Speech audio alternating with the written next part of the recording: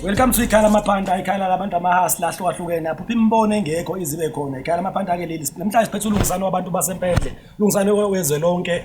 Is the event organizer, businessman okhona lempendle, artist, gospel artist esinayo namhlanje kwikhala Mapanda. Lungisani wabantu basempendle, lungisani wabantu wezwe lonke. Ngiyakumukela ukhala Mapanda.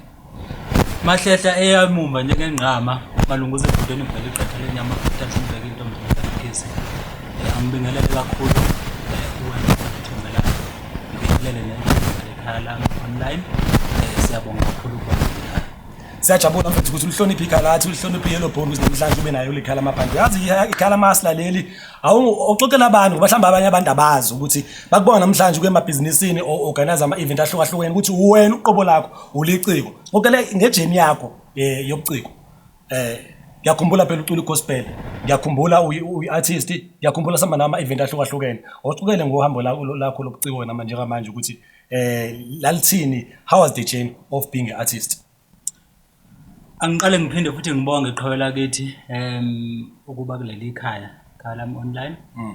Ngifisa ukusho ukuthi sisuka kude mina njengolungisana mhlambe nje ngiqale ngisho ukuthi umuntu ilungisana wabantu lelo gama ngilithole kanjani. Ngicabanga ukuthi omunye wosomabhizinisi bala ngakithi empendle ngenxa yokubuka izinto engizenzayo wayesethi cha awuseyena ulungisana phela nje kodwa usulungisana wabantu.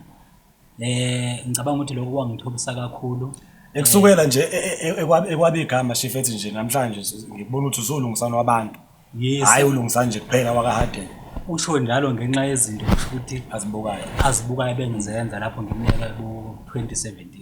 Okay, yeah. So nje ngingathi ijeni yami nomculo kuyijeni engiyihlonipha kakhulu. Ngicabanga ukuthi ubaculi empela abaculi gospel ngibe uqala ukukhipha iCD yegospel. Yes engikuhlonipha kakhulu lokho engibonga kakhulu futhi uNkulunkulu ngakho. Angikekileke futhi ukucula igospel khona sangakulindela nje ukuthi usangaphinda upheke uthulule okuningi kakhulu baba ngoba akuyona into engayenza ngoba mhlambe ngibona abantu abathize abayenzayo but kunento engaphakathi kumina eyayikade ngiphusha vele ukuthi ngelinye ilanga ngibe umculi wegospel. Ingumlilo lento inamandla lento yamfethu uyiworshipper kodwa phela angingathathi ngokuthi mhlambe ukuthi ngoba ngiyakwazi into details ngitshela ngolungisana wabantu ke nje into details wena lungisani hadeni ukuthi ubani ulungisana. Ulungisana wabantu umfana nje omncane ozalelwe endaweni yakhona la empendle endaweni yasenguka. Ngizalwe nguzansi la ubaba wami mhlambe ongasekho emhlabeni kanye noma wami uMama John. So ngizalwe nje ngakhulela endaweni ke yakhona enguka. Ngumuntu onentshisekelo kakhulu ezintweni eziyaphambili. Ngikhumbula nje ngesikhathi ngisafunda isikole ngeminyaka yabo 2006 esikoleni ngangenela into yelokhuzana Iscathamiya laphana sicula sihamba indawo sifike siwine la. Kanti awuqala igospel nesicathamile uzuke wacothoza wakhipha indoni wakhipha ishandisi. Mfowethu amagalelo ami ngaqala ukwabona lapho mabuza ngokumculo. Siwine lana empendle sihambe seMaritzburg. Nginalento nje ispirit amandla thize ngawa understand ukuthi aqhamukaphi uma ngabe ngiphambi kwabantu 100% sure. So ngilokhu ke nje ngilandelela lapho nje ngikhula from lapho eziningi izinto engizamile njengolungisane kangangokuba njoba nje ngumbuzo ukuthi ulungisana wabantu sukaphi ubani ngike ngangena futhi kwenye lokhuzana kwenye organization engenza inzuzo Redcross. Ngisebenza kakhulu lapho nginentshisekelo sihambela izikole komazwendoda komafahleni sihambe sifundisa abantwana ngokuziphatha nangokuthi abantwana kumele ukuthi babe nezinto abazenzayo eziyaphambili. 100%. Ya ngisho nje ngithi lokho kuningi kakhulu. Okay Shifa hayi ngiyaqonda ngicathi ku loud and clear futhi kuyazwakala. Njengamanje ulungisani imama program wenza emphakathini ubhizi ngani Shifa? Yeah. ngoba ngiyathola ukuthi ulungisana umatasa khona lezi zinto azenzayo eroundini khona lento azenzayo emphakathini khona lento azenzela abantu laba kuthiwa ulungisana wabantu wenza njengamanje thina ama problems onawo Ngingathi mhlambe qhawela kithi kuloko angiqale nje ngokuthi ngumfana osemncane 100%. Ozamayo odinga ithuba khona njengamanje ngumuntu obhizi kakhulu noku-organizer ama-event yes noma ngeyona into esuka manje kuyinto esuka kudala ngicabanga ukuthi ngo-2015 ngiqala nje ukwenza into yama-event imali ngiyayibuka le yokuthi udinga ithuba ngacishe ngawe nesitudio ngiyayibuka le yokuthi udinga ithuba ngiyayibuka le ukuthi i-statistics sithini-ke se-authority ekhona nepolitiki nombono wakho ngepolitiki since uyilungizisa lokuthi udinga ithuba athini amathuba ama-chance akhona are you happy unjani zithini noma unayiphi wathi awazabi khulume wabe libanayo iview mhlawumbe wacabanga ukuthi mhlawumbe ulungisani mhlawumbe ucabanga kanje kwenzakalani sitshele iphi view nayo emathubeni mukhuluma ngabathuba since usewumuntu omusha ozamayo event organizer businessman nana ube nama views ahlukahlukene political if you can go to social network ngento ehlukahlukene then leyo udinga ithuba asingayiqoqisi odi zithini ithini view yakho sidlule nje sithi ngathi nje qhawela kithi empendle kakhulukazi abantu abasha balidinga kakhulu ithuba ngoba mawuthi uyabheka indawo yasempendle indawo enothe kakhulu futhi ezela amaqhawe amaningi kakhulu futhi ekunamaqhawe amaningi ekufanele ukuthi wazale kodwa agcine egcinezelekile engakwazi ukuthi abe yilento afisa ukuba yiyona mawubuka nje indawo eziningi ziyashoda ngabantu abasezingeni eliphezulu ngabe basemsakazweni basendaweni ezithize event organizer but la empendle sinabo lo so ngingathi nje siyalidinga ithuba kakhulu njengabantu abasha ngabe ngokwamabhizinisi ngabe ngokwama-event masihlela ama-event ngabe nanoma ngabe yini esiyenzayo njengoba nje ikhona nekhala online ngicabanga ukuthi kuyinto ewumbono omkhulu kakhulu but olidingayo ithuba futhi oyidingayo kakhulu i-support 100%. Sesikhuluma ngethuba-ke ubanikezile abantu ithuba-ke njengamanje shift ubaneze nami nginikezile ithuba noma kunzima mfethu ngiviki nje ngishayisa ikati ithuba lama-award sixoxele ngama-award azoba khona impi enhle Yamaciko award ehlelo wena as umuntu okhuluma ngethuba njengamanje shift zithini ngingalindelana ngama-award shift ngiyakwazi ama-event akhona uphekeni la wathululana ama-award no angibonge qhawela kithi ngicabanga ukuthi mhlambe okokuqala engingakusho ukuthi impi enhle Yamaciko award 100%.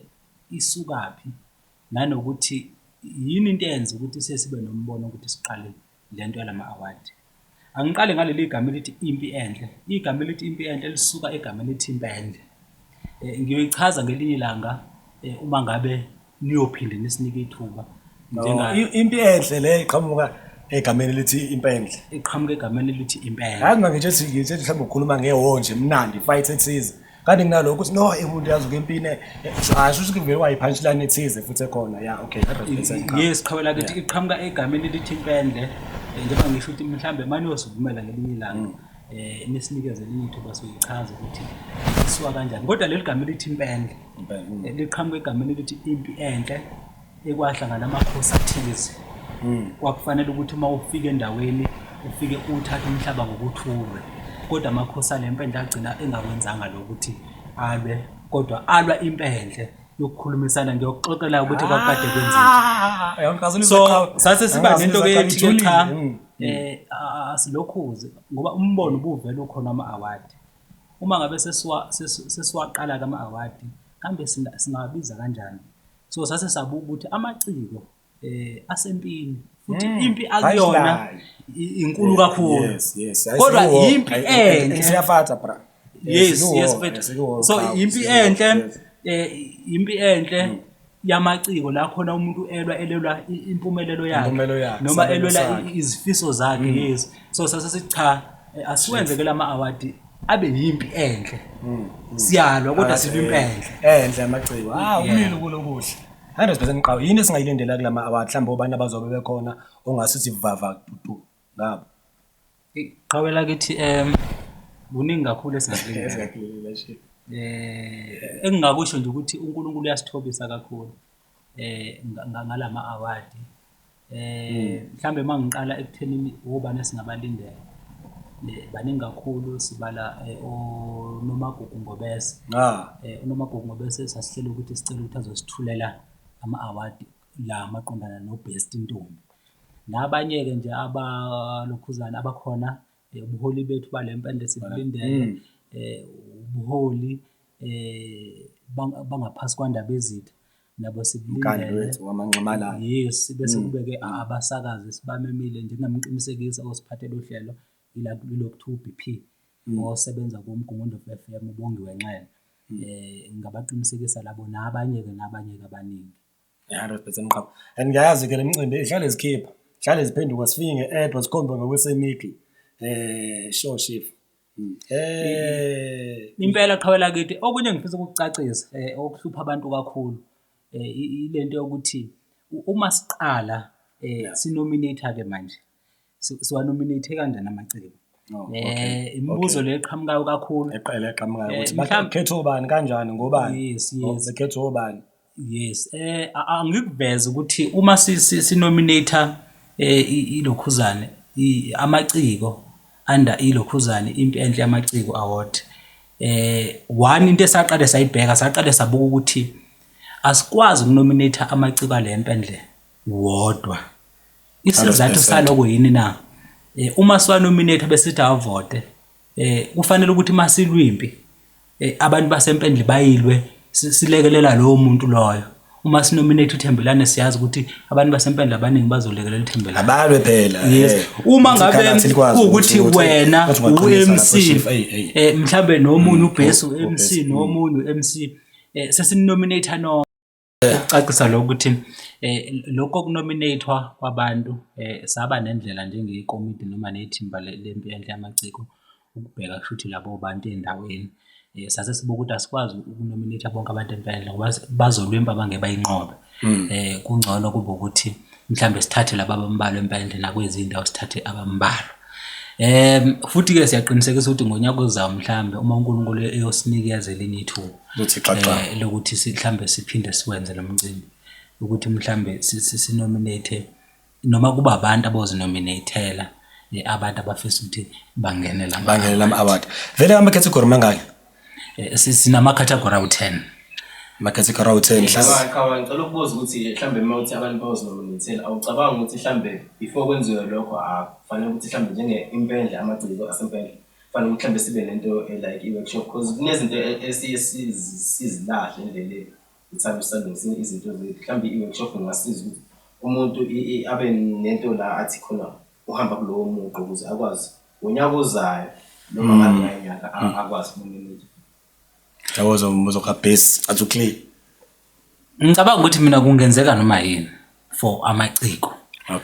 Kubantu abanentshisekelo namaciko ngoba noma siyikomiti eliqondene nempendle yamaciko but akuvimbi ukuthi sibaningi kakhulu abantu abanamaphupho ngendawo yasempendle baningi kakhulu futhi abantu abanamaphupho ngamaciko.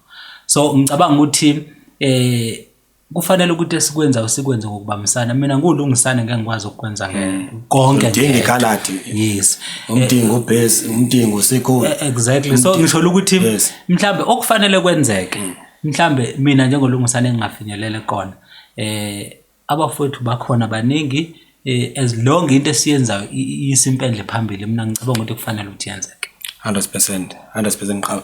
Lama category ke sikhuluma ngayo imaphi? Ama category lawa esikhuluma ngawo lawa nominate mhlambe mikuthiwa nje mhlambe ubest khalati noma ubest yellow bone. Ngingathi nje ngenxa yokulokhoza ngenxa yokusebenza kakhulu namaciko amaningi ngokuhlukana siye sathatha ama categories awu-10 amaqoqo awu-10. Sino best intombi, best insizwa, best maskandi, best gospel, best event organizer, best hip hop, best models, best MC. Isizathu senza ukuthi sibathathe bonke labantu. Abantu vele sivamisa ukusebenzisana nabo. So sabuka ukuthi noma mhlambe engaphelele Kodwa sabe ukuthi labantu ngoba ibona abantu esijwayele ukusebenza ake siqale kanje ngoba sikwazi ukubathatha abanye ngoba kuwumsebenzi omkhulu kakhulu mabe sizothatha sifaka amakhathagori amaningi. Ivele-ke intombi namabutho ngiyazi shifa into yakho into engaphakathi elethi ilizwe Awela kithi nombango yes ngingathi ngixoxele ngobudlelwane ama-event ake aba khona khuluma ngeentombi namabutho nanani akade involve kuwona ukhombisa ukuhlonipha nokugqugquzela usikompilo leli lentombi namabutho angiqale sikhuluma ngobhesi intombi angiqale ngithi nje qhawela kithi isiZulu ngiyasithanda kakhulu angigcini ngokusithanda ngiyasiphila siphila ngaphakathi uma nje emlandweni wangakithi enguka ngicabanga ukuthi imina insizwe yami isiduka futhi ngiyaziqhenya ngalokho ngiyaziqhenya ngalokho ngoba kuwumlando qhawela kithi balithule ngasekhaya mina bangithule uthi uyena oqala besiduka qhawela kithi noma kade bekhona impheza mkhumbule besiduka angizangizwa ngosemthethweni okay qawo ya ngicabanga ukuthi kule genge ekhula wethu emlandweni nje imino mesiduka even now yes kule genge yethu even now lo mfana wemesiduka kulamasonto adlulwa kaZuma imino emphoqile ukuthi mesiduka ngoba ngimbona kodwa sikhona isidingo qawo sikhazulise sethu sikhona kakhulu okay yilebelekile ngeduka sikhona kakhulu isizathu esenza ukuthi sigqugquzela ukuthi izinsizwa zimisa amaduku kungenxa ukuthi one fanele sazi ukuthi intombi ayifani nentombazana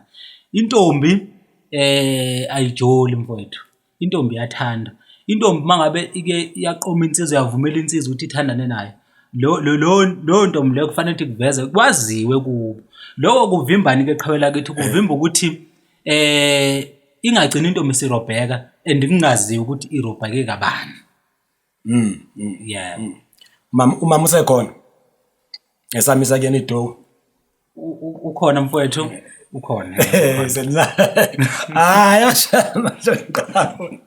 ayifihli cha no siqhubeke ubudlelwane lokho obuvezayo shift ngavele ngibaziyo nabo bukhona phakathi kwakho nosikompilo nentombi namabutho ukuthi leli sikompilo leli liqhuquzele liqhubekele phambili njengoba sikhuluma ngobhesi intombi ungasixoxela nangokunye mhlawumbe ukuhlonishwa kwentombi ukuhlonishwa kwensizwe nemicimbi okwaba involve ukhombisa loluthando kuona ngoba eminyaka ngeke ngiqhamuke ngokalathi ngithushu ngibona ukuthi hayi qawo liyahlonipha la hlonipha intombi liyaqhuquzela.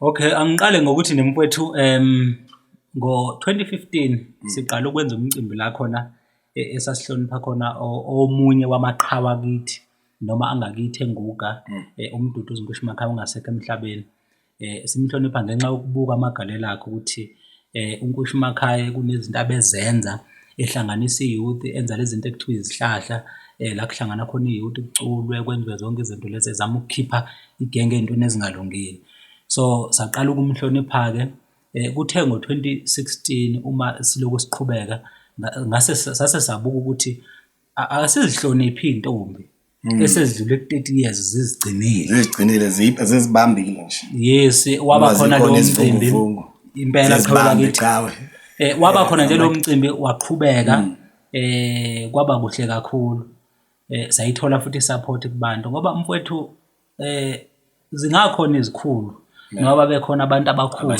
but ayikho into engiyihlonipha njengabantu abantu mfowethu bawenza umehluko empilweni yomuntu uma kunento yenzayo ekhulayo kusuke kungekona ukuthi wena noma amandla akho abantu ayikho into ongayenza qhawela kithi iphumelele uma uyenza mhlambe wena uwena uma wenza event usuke uhlanganisa abantu so abantu uma bengekho ngaphumelela ne-event ngeke so sibonga ukuthi ke sonke leso sikhathi abantu beloku besihlonipha beba khona kuthe ngo-2018 saphinda futhi senza umcimbi la khona sesihlonipha ke manje abantu abanegalelo emphakathini andawona lo mcimbi kaMduduzi uNkoshimakhaya Festival sihlonipha osomabhizinisi abaphilayo nabangasekho yebo so nje saqhubeka kuze kuzofika manje ke qhawela kithi la khona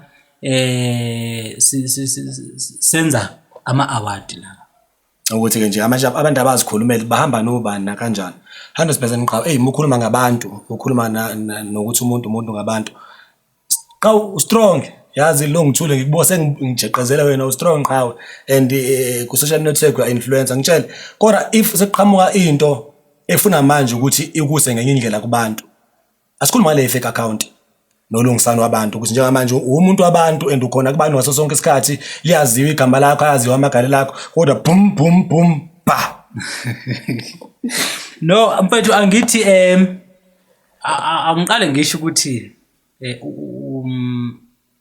uma siphila uphila nenhlobonhlobo zabantu kodwa into ebalekile ukuthi abantu baphilele ngeqiniso noma ngabe kuthiwa isimo sithini bathona baphilele ngeqiniso kule fake account mfethu yobani leligama ogaba lesifazana suku lenkosi kwakuyinto kanjalo kule fake account uma nje ngingakutshela ukuthi abantu ababe involved kule yanto ngesikhathi beyakha abantu abaseduze kwami and futhi abanye babo ababuya bazoxolisa kumina babe nesizathu sabo bese yazi kanjalo ko Facebook ake ungayazi iyayitrenda yonke that's why nginalo into ukuthi amaphandle mele sikhuluma yilojandisi ukuthi enye into izoqhamuka ifuna ukuba sabotage ifuna futhi ukuthi ikudecelele phansi ukuthi omunye ngaba akami fame kanje yibona into shift ngingathi nje abantu abazamayo ngicela ukuthi babe strong 100% because uma ngabe ukuthi umuntu ozamayo kuhlezi kuzoba nezinto eziningi ezizoqhamuka ezinye ezifisa ukuthi zikushonise phansi noma uzogcina ugive up kuleyo nto sokuyizama yilo ke engakusho mfethu le yanto mina eyenzeka yebo yangilimaza ngesikhathi isaqala ukwenzeka isafika yangilimaza kakhulu ngoba ngicabanga ukuthi ngatrenda for 7 days ubusuku nemini ngithukwa and abantu abaningi ababengithuka abantu ababangani bami abantu engiphile kakhulu nabo nabantu esinemfihlo nabengeke ngizikhulume la ikakhulukazi ke laba besifazana hayibo mfihlo so ngingathi nje ngiyakubonga kakhulu okwangisiza kwenza ukuthi ngibuke abantu ngenye indlela bese ngibaqonda futhi ukuthi abantu bayobani sobona umuntu uyena umuntu yebo 100% siyabonga lungisana ukuthi uhloniphe ekhaya lamaphanda lamahasla ikhaya leli ke mfethu laba bantu abafana nawe benza izinto ezinkulu kakhulu somabhizinisi nje uyena event organizer abantu abenza into eziningi ehlukahlukene ukhalathi wele bona unqoqwe emanqoqweni umlungu weplaza isikolo esimahle bovinunu bayehlenzi yahleka umbulalo enkabi kusaba umthumo wayo mina umthumo wayo imbabale iphuma kamzofaya icinga ubuciwo njengecebo lokuceba yes angisamacebo niqhubeke bafethu ke niwazile ama category ke niqhubeke ke abantu balokhuze ke bavotela abantu yes thina ke sisiphuma kanje nolungisana abantu angithi nje siyabonga kakhulu ithuba esiliphiwa ikhaya lam online yes kuyithuba elikhulu kakhulu engicabanga ukuthi futhi alandele bani angilithatheli phasi uyazi mina njengoba ngila nje ngazi mhlambe ku TV noma bani SABC 1 so nje kuyangithobisa kakhulu nami ngathi nje ngihost ku TV mfowethu kakhulu qhawela kithi kufanele siz understand into zethu lezi ukuthi aziyona into encane futhi lo mqondo ababaningi abantu abangawukhulu abangawenza uzube nje so kufanele ukuthi sikushayile ihlombe kakhulu lokho injani leyo sabelo injani le ngisimile siyabonga cha siyalokhoza siyafisa ukuthi umsebenzi uqhubeke uye phambili ngiyanxusa kakhulu ke qhawela kithi ukuthi abantu ngela ngalomcimbi abaphume ngobuningi babo bazobona ngobuningi babo and ngiyazi vele bazophuma ngiyazi bazophuma kodwa ngiyafisa ukuthi baphume ngobuningi babo siyabonga kakhulu 100% qaba siyabonga wena wamalandela uqhubeka usilandele nje uthi ikhaya lamaphanda ulinke ama link akona la ugela ubone le podcast mnandi kanje